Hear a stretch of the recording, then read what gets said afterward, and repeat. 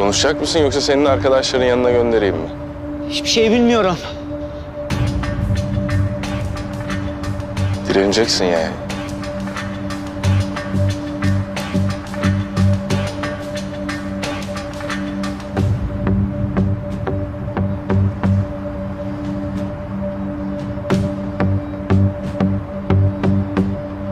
Peki sen bilirsin.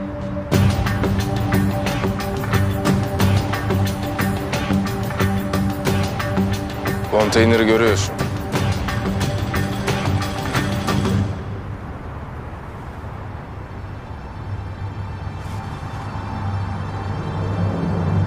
Kumandayı da görüyorsun. Ne istiyorsun benden? O patlayıcılar nereye gitti? Bilmiyorum. Umarım sadece bacaklarına gelmez. Çok acı çekersin. Delirdin mi sen?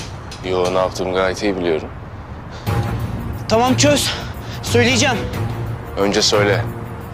Buranın 10 kilometre doğusunda eski bir kilim fabrikası var. Oraya gitti. Yalan söylemiyorsun değil mi? Hayır. İstersen bana gelen mesajı sana okutabilirim. Eyvallah. Hey! Konteyner ne olacak?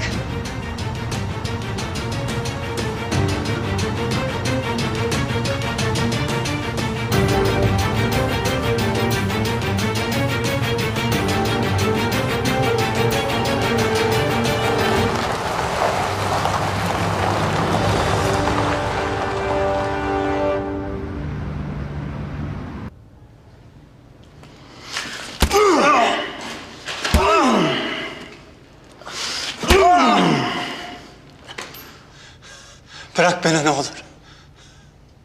Bırak gideyim.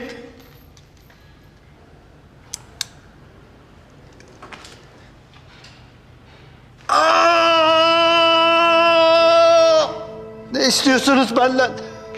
Hareket edersen iç organların darmadağın olur biliyorsun değil mi? Bırakın beni gideyim. Bir adamım şu an senin evinin önünde. İki çocuğun, annen, karın. Hepsi evde yanarak ölsünler ister misin? Yapma. Yapma. Ne olur yapma. Yapma. Dün bir Türk askeriyle buluşmuşsun. Neden? Bilmiyorum. Hiçbir şey bilmiyorum. Hiçbir şey bilmiyorsun. Tamam. Tamam. Evi yakın. Dur. Dur.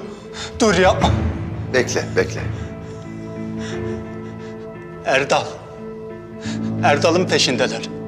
Şoförünü takip ediyorlardı. Başka da hiçbir şey bilmiyorum. Yalvarırım aileme dokunmayın. Dokunmayacağım. Yakacağım. Evi yakın. Alçak! Allah belanı versin!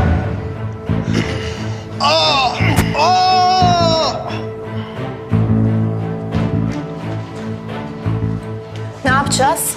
Erdal'ı alırlarsa biteriz. Erdal'ı alacaklar. Yanında küçük bir sürprizle.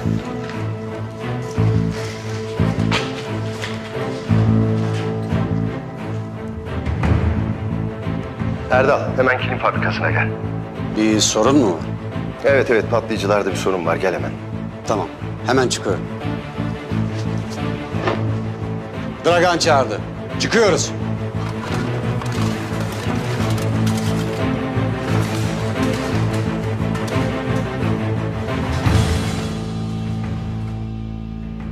Güzel plan.